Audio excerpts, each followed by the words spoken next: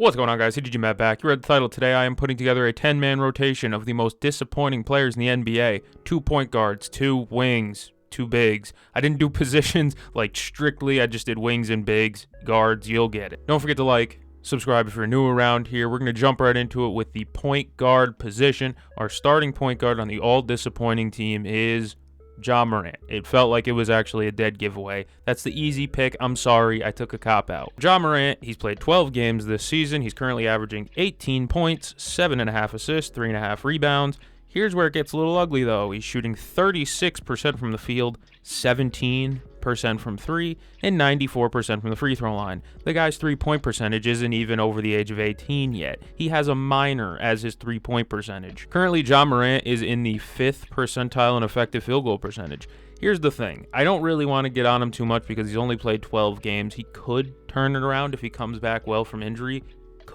He could. Even when he has played, he's turning the ball over a ton. Like, he had a 10-assist game the last time he played, I believe, but he also had 8 turnovers to go with it. He turns the ball over a ton right now. He's averaging 3.8 turnovers per game. That's good enough for a career high. He's been a net negative on both sides of the ball. Obviously, if you're shooting 17% from 3, there's not much of a positive you can do as a guard. As a guard, I'll say a big man shooting 17%.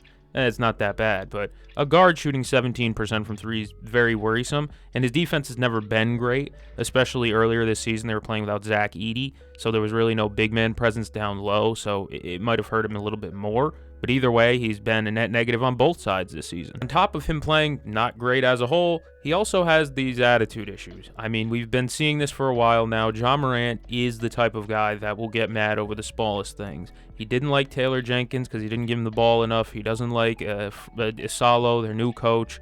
He's very weird, to say the least. I don't know what he wants. Nobody knows what he wants. Does he even want to be a Grizzly? I don't know. Because why he starts something with Klay Thompson on the bench.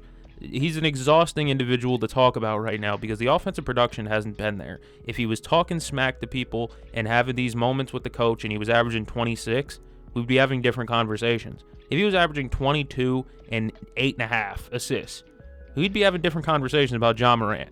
But the production's not there, the efficiency's not there, the turnovers are way too high, the defense is bad. All around an awful season for Ja Morant. We're going to do the backup. Backup point guard is Bub Carrington, Carlton Carrington from the Washington Wizards. He's played 22 games this season. He's averaging 7, 4, and 3. He's shooting 35% from the field, 43 from 3. That's not bad. But and 76% from the free throw line. The efficiency from 3 is really good, but 35% from the field is god-awful. Bub's effective field goal percentage has gone from 49% to 46%. That's a pretty severe drop in the grand scheme of things. The Wizards' offense is 7.5 points worse with Bub Carrington on the floor, and their defense is 14.5 points worse with Bub on the floor. They are almost 15 points better when he's sitting down. Also averaging less assists per game than last season while averaging more turnovers than last season. Bub, I don't even know what his issue is. His jump shot looks pretty bad. The last game they played, I remember watching him hit 3 threes in the first half. I don't know if he scored in the second half. I really don't. Bub was a guy who I projected could be like a top 15 guard at the end of the season. Go watch my point guard rankings. I talked very highly on Bub Carrington, and what we've gotten this season has just been, floor has fallen out from underneath him, and it's been just a really bad season for Bub Carrington. The fact that I think he's been playing more of a playmaking role, but you check his assists per game, and they're damn near identical to last season. It's like, I don't know about that. I can't even make that argument. Besides his plus 3-point shooting, I don't see how I can even argue Bub Carrington's been a positive in any way this season. It's been an absolute step back from a guy who I think all of us genuinely thought had a pretty decent ceiling. I'm not saying he's going to be a bad player forever. He's still very young, but it's definitely a discouraging year 2 from a guy who actually, in my opinion, was an underrated rookie last year. I know steals and blocks aren't necessarily the best way to tell if a player's a good defender or not, but with Bub Carrington, he's also averaging less steals and less blocks than last season as well. So even the minor stats that don't really show how good of a defender you are, even those say, hey, Bub is declining there. And it's just been overall bad. He's averaging less minutes than last year simply because he's been worse. He played 30 minutes per game last year, 25 minutes this year. I know the Wizards have been bad this season, but this one definitely hits home a little bit harder. The fact that I rooted for this guy a lot, and it's just been an absolute step back. I really don't know what more else to say about Bub Carrington. It's been disappointing. It's been sad to see. Wizards fans, talk to me down below, man. Well, what's going on with him? We're going to put Shaedon Sharpe as our starting shooting guard. He's been better defensively. I'm going to give him credit with his defensive metrics. He hasn't been as bad. He's taken a step up in some aspects, so there's something there. But in 20 games this season, Shaedon's averaging 21 points, 5 rebounds, 2 assists on 44 26 80 splits. Shaedon's shooting a career low from 3 at 26%, obviously. I mean, that's a really low percentage. It's hard to get much lower than that. He's also averaging a career high in turnovers per game at 3 per game. He's in the 27th percentile in effective field goal percentage. He's in the 5th percentile in three-point shooting. Like I said, to his credit, his defense has been better because I guess they've asked him to do that, step up more defensively. But I don't know how much I really want him to step up if his efficiency is going to absolutely tank like this. 26% from 3 on 6 attempts per game is actually insane to say out loud. Even the thing that he was the best at last season, which was rim finishing, he was an elite rim finisher last season. This season, his rim finishing has gone down from 71% at the rim to 64% at the rim. So even his best attribute, which is his leaping and finishing ability, has gone down. I think the main reason for this is the fact that the Portland Trail Blazers don't have a set point guard at the moment. Deni Avdija is kind of a wing guard kind of thing, but Jrue Holiday's missed time, Dame's missed time. They don't have many playmakers out there. As a result, Shaedon Sharpe's assisted three-point rate went from 71 to 62%, which means he's taking more off the dribble shots. He's being used as an isolation scorer a lot more. They're basically just telling him, go get a bucket, which some players can do, but again, the efficiency is just not there right now. They don't have a ton of scoring outlets is kind of what I'm getting at. You look around their roster, Deni Avdija is a really good scorer, like an all-star level scorer this season. I'll give him credit. But outside of that, the scoring is Jerami Grant, who is another catch-and-shoot type of guy or a post-up mid-range guy.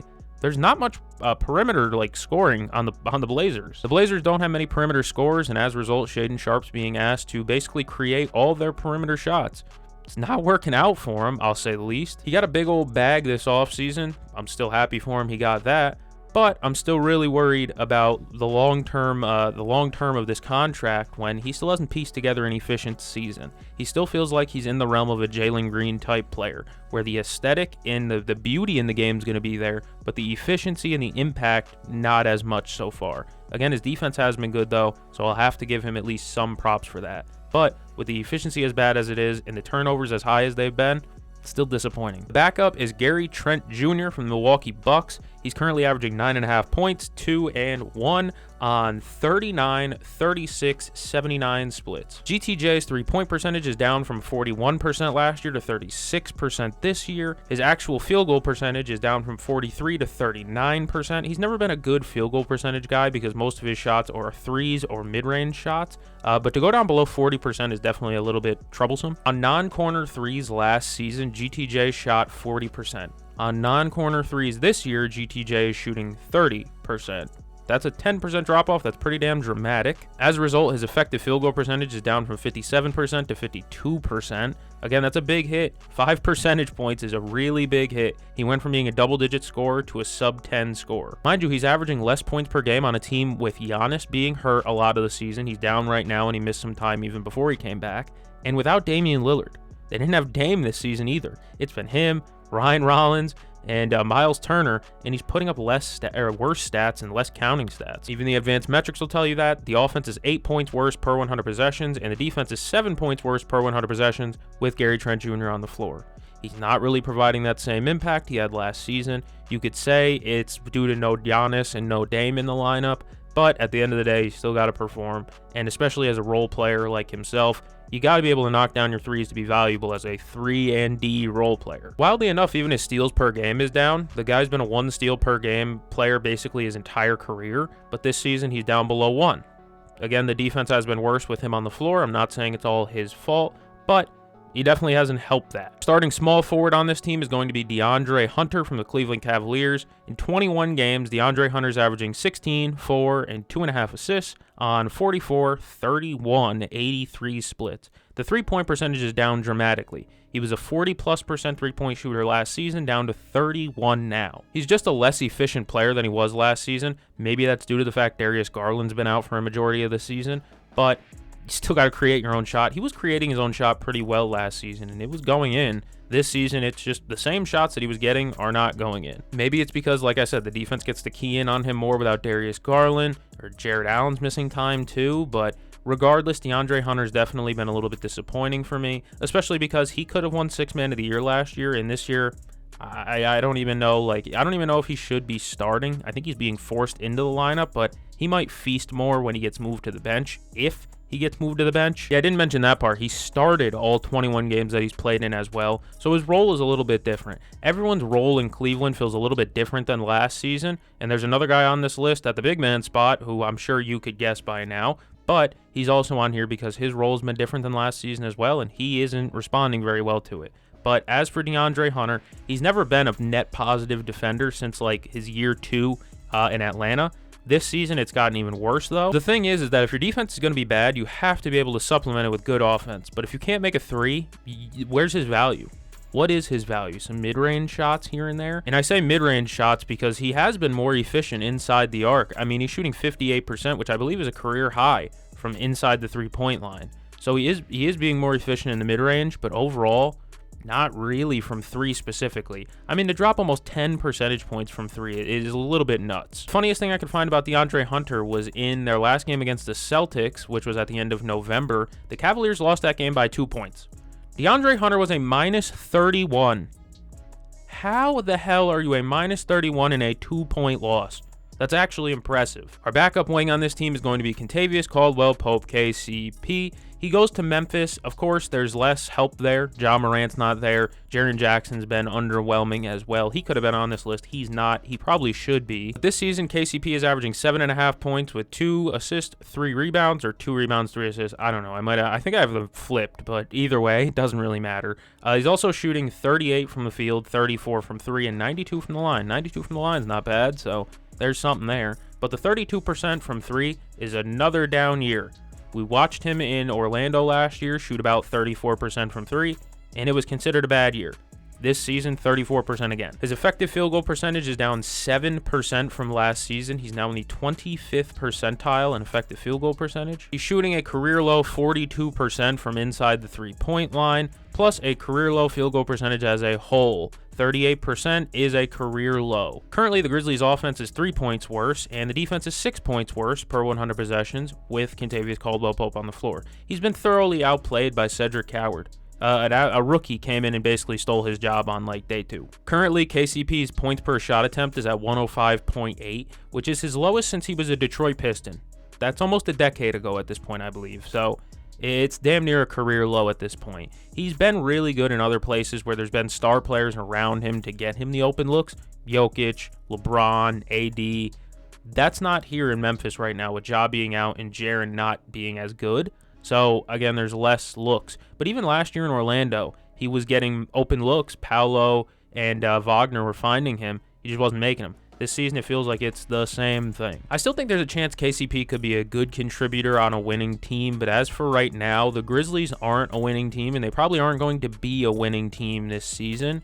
So maybe they look to trade him. He is under contract solidly for this season, and I believe he has a player option for next year for $21 million, which he will pick up for sure. Either way, it just feels not even like a step back, but kind of just a similar step to last season. He's 32, almost 33, I believe, so maybe he's just kind of the age regression slope is hitting him. I still believe in him a little bit, though. Just not on the Memphis Grizzlies this season. It's been a bad team and some really bad aura going on around that team, so I don't know. Maybe that's kind of got up on KCP too. The only real guy who's showing out over there is Edey and Coward. The fours on this team, I have Jonathan Kuminga. He's averaging 12.5 points with 6 rebounds, 2.5 assists on 44, 32, 74 splits. His free throw percentage is up. That's pretty damn good.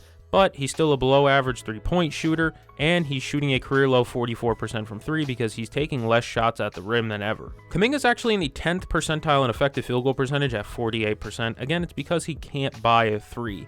I don't know what's going on with his development, where everyone goes to the Warriors, and it feels like they become a pretty decent shooter, like Curry, Clay. A lot of these guys, Wiggins had a great shooting year with them. Kuminga still can't buy a 36% year. But similarly to Shaedon Sharpe, Kuminga's best attribute is his leaping ability, his athleticism, and his finishing. Currently, he is in the 38th percentile in rim finishing. For the Warriors, per 100 possessions, their offense is 4 points worse, and their defense is 5.5 points worse with Kuminga on. Kuminga has always been a pretty bad defender, but like even his steals per game are down now. I know steals again aren't the best way to gauge defense, but geez, man, he was at a 1 steal per game average for I think his career. This season, no. His defensive on-off numbers are also basically at a career low as well. He's never really been a good defender like we've established before, but this season it's been even just the same, just the exact same. I'm going to be honest. He needs a change of scenery. Sacramento seems like the team that really, really wants to do it. They've really badly wanted Kuminga. Maybe they should pull the trigger now while his value is not really there. He is averaging 1.6 offensive rebounds per game, which is a career high. That's another thing he does really well. He gets inside position, and he's definitely a really good offensive rebounder. But otherwise than that, he's averaging 1 more turnover per game than last season, while not even averaging 1 more assist per game than last season. I still like Kuminga to an extent. I would like to see him develop more as a three-point shooter, obviously. Like I said, I still believe in him, but as for right now, the jury's still out on whether he's going to be a really good player or maybe just replacement level. Up next at the 4, I got Jeremy Sochan, 17 games. The guy's averaging 6. He's a guy who was a lottery pick, a high-end lottery pick. He's shooting 50% from the field, 28 from 3, and nice 69 from the free throw line. He's averaging a career low 16 minutes per game. His point per game average has also basically halved from last season. He went from averaging about 10, 11 to 6. Currently, the Spurs offense is almost 7 points worse, and the defense is 11 points worse per 100 possessions with Sochan on the floor. It's been really, really bad for him. His offense has been horrible for a majority of his career, let's be honest with each other. The guy shoots free throws one-handed, for Christ's sake. Do you really think he can make a 3? But this season, he looks even more lost. I mean, you see him put the ball on the floor, and it's just hideous, dude. He doesn't attack the rim with aggression. He's a kick-out candidate. Every time he drives to the basket, it feels like a kick-out's coming. He is not going up aggressively at all. Similarly to Kuminga, he's still a pretty good offensive rebounder, though, but his skill set is limited to just being an offensive rebounder. If you give him the ball in the perimeter, deer on ice. It's a baby deer on ice. He doesn't know what to do with it. He doesn't know what's going on. I would have loved to see Jeremy Sochan turn into a good 3-and-D role player, but ultimately, he has no bag. He has no shooting ability. His defense is still pretty good. He has length. It's just really weird that he has yet to develop a consistent jump shot or any form of consistent offense, to be honest with you, beyond just offensive rebounds and putbacks. I think he's coming up on a contract season too, so it might get a little bit spooky for him soon when it comes to bag talk and who's going to pay him what. I don't know where he's going to end up. I really like Jeremy Sochan, like I said, but if your bag is limited to just offensive rebounds, you better be like a 7-footer, and he's not. At the center spot, we're going a little bit small. I got Evan Mobley. Everyone's been talking about Evan Mobley. Another layup. 24 games for Mobley, averaging 19, 9, and 4 on 50, 35, 63 splits, which isn't bad. 19 and 9 is pretty solid production, but it's still underwhelming to me. My disappointment in Evan Mobley mostly comes from his offense not growing. He hasn't become a better offensive player from last season. It feels like his offense is limited to still just catch and shoot or pick and roll, catching the short roll and make a decision. You give him the ball on the perimeter, he can get to the mid-range. He's done it a couple times this year. He's taken guys off the dribble, gotten to the free throw line, raised up, and actually hit the shot before. He's done it, but it's ugly. It's actually horrible. It's hard to watch him dribble.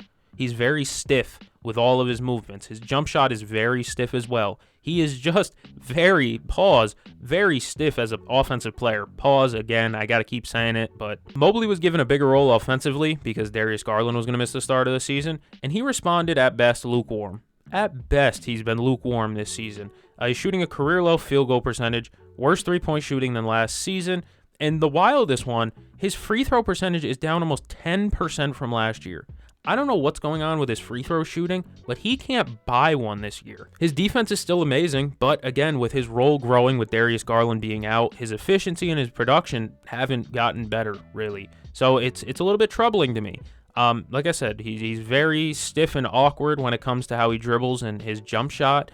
I think he's still a great offensive piece, and he's a floor raiser of a player. It feels like he may have just reached his ceiling because, truth be told, it's like, where's he going to go up from here? Is he going to suddenly magically become like a much better dribbler? I don't know. It's really weird considering how highly his trainer speaks of him. I haven't forgotten those comments about give him the ball late. Do not give him the ball late. I don't care what the trainer says. He looks like a player who can carry your defense, but probably not carry your offense.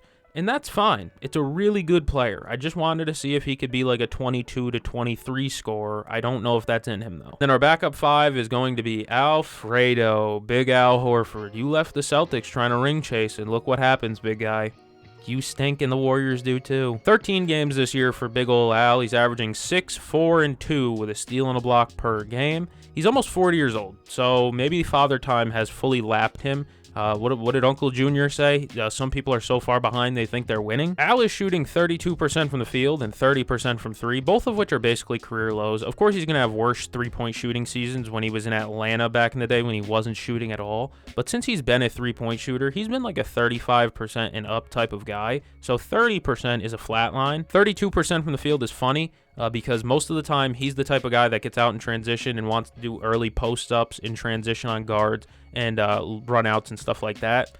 He can't buy a layup either. The Warriors' defense is actually 9 points worse per 100 possessions with Horford on the floor, and the offense is 5 points worse per 100 possessions with Horford on the floor.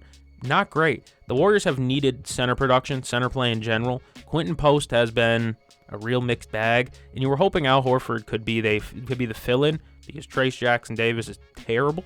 But Al Horford has been, honestly, maybe worse than Trayce Jackson-Davis. Currently, his sciatica hurts. His back is hurting, same injury LeBron had. Not sure when he's going to be back, but at this point, do you need him back? I don't know. He's been such a net negative. I don't know if he can really bounce back at his current age anymore. I really liked Alfredo back in the day, but it seems like Father Time has just fully lapped him. And that's it. Comment down below some other guys you think have been underwhelming, disappointing, whatever you want to say. If you enjoyed this video, you should like and subscribe to the channel. Thank you all for joining me. I'm going to catch the game. See you guys in the next one.